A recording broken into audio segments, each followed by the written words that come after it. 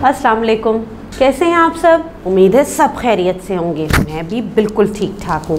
अच्छा जी, तो आज हमें क्या काम करना है? आज हम कुछ बातचीत कर लेते हैं, ठीक है। आज मैंने सोचा है कि हम आज ज़बानी बातचीत करेंगे, ठीक। आज हम कोई रिटन वर्क नहीं करेंगे, ठीक है ना। तो आज हमने काम जो करना है वो है हमारा कुछ काम ग्रामर से, यानी ग्रामर के बारे में हमें कोई बात करेंगे हम, यानी मैं आपको कुछ समझा दूंगी, ठीक है। और मुझे पूरी उम्मीद है कि आपको बहुत अच्छे से वो चीज़ समझ भी आ जाएगी। अच्छा चलिए, मैं आपको ये तो बता देती हूँ कि आज जो मैं आपको ग्रामर समझाने वाली हूँ वो एक्सरसाइज, वो मश्क आपकी किताब के सफ़ा नंबर 18 पे मौजूद है। आप चाहें तो खोल लीजिए साथ, ठीक है, अपनी बुक ओपन कर लीजिए। और ये तो पता है आपको कि आप अभी किस सबक पर हैं? सबक नंबर 3 पे, ठीक है। और हमारे सबक का नाम क्या है? खबरदार, बिल्कुल सही, ठीक है ना। तो आज हम इस चैप्टर से, इस सबक से एक मश्क करेंगे ग्रामर की। और उस ग्रामर में क्या चीज़ है तो आप मुझे ये बताएं। आपको पता है इस्म क्या होती है? जानते हैं? आप कहेंगे अरे भाई ये तो आपने बहुत ही आसान सवाल कर लिया। इस्म क्या है? किसी भी चीज़ का नाम, जगह को जो जाहिर करे वो इस्म होता है, ऐसे ही है। अच्छा, अब मुझे ये बताएं कि जो चीज़ इस्म की ज़ात, अच्छाई या बुराई को जाहिर करे उसे क्या कहते हैं?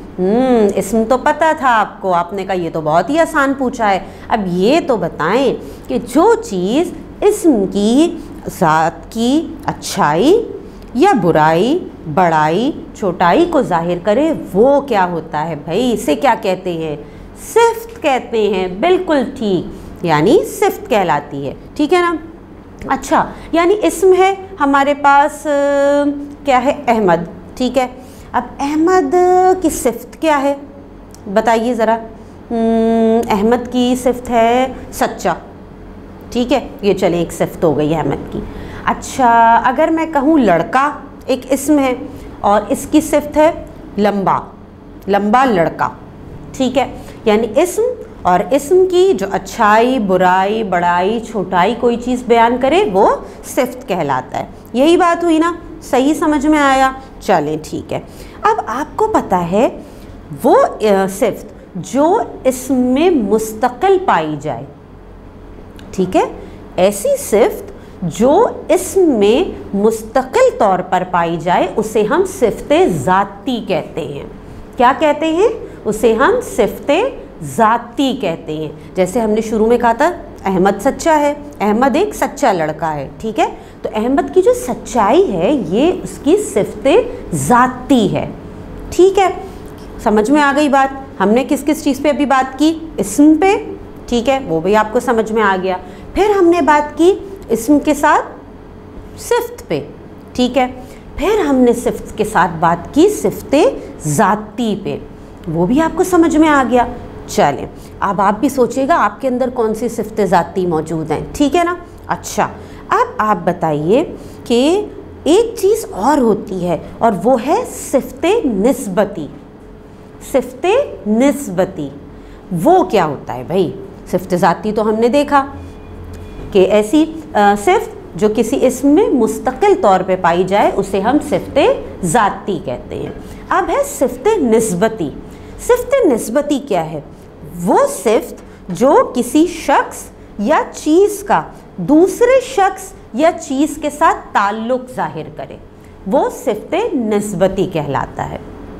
मैं दोबारा दोहराती हूँ कि मैंने क्या बोला है, ठीक है। अब ध्यान से सुनिएगा कि मैं क्या समझा रही हूँ आपको।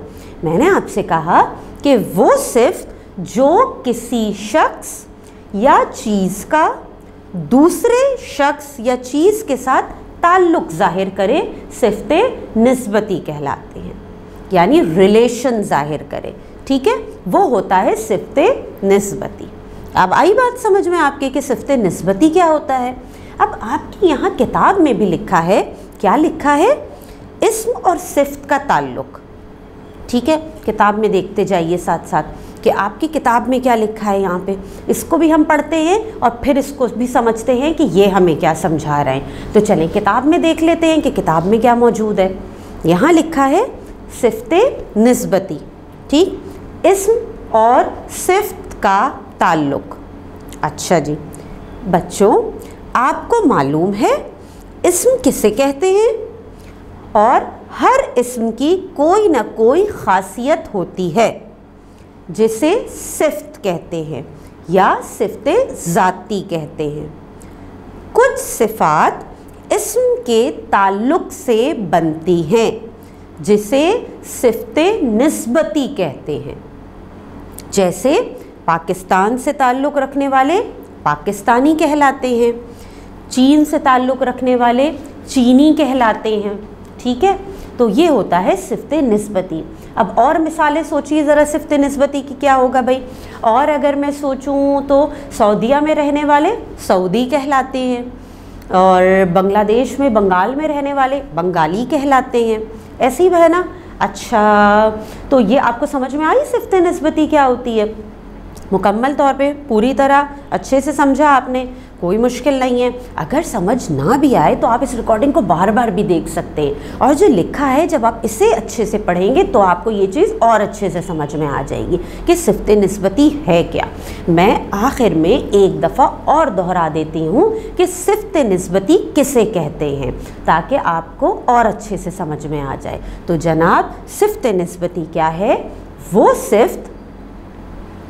सिफ्त जो किसी शख्स या चीज़ का दूसरे शख्स या चीज़ से ताल्लुक़ ज़ाहिर करे, सिफ्ते निस्बती कहलाता है। ठीक है ना। अब आ गया आपको समझ में। इसकी हमने मिसालें भी देखी, जैसे पाकिस्तान से पाकिस्तानी, चीन से चीनी।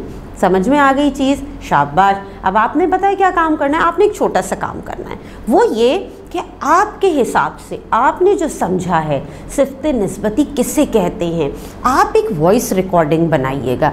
ठीक है ना, कि आपको क्या समझ में आया है, और फिर मिसालों के साथ एक वॉइस रिकॉर्डिंग बनाइएगा, और वो वॉइस रिकॉर्डिंग आप अपनी टीचर को सेंड कीजिएगा कि आपने क्या समझा, आप क्या कहते हैं कि सिफ्ते निस्बती किसे कहते हैं। ठीक है, तो ये काम जल्दी से मुकम्मल कर लीजिएगा। ठीक है, फिर अल्लाह हाफिज़।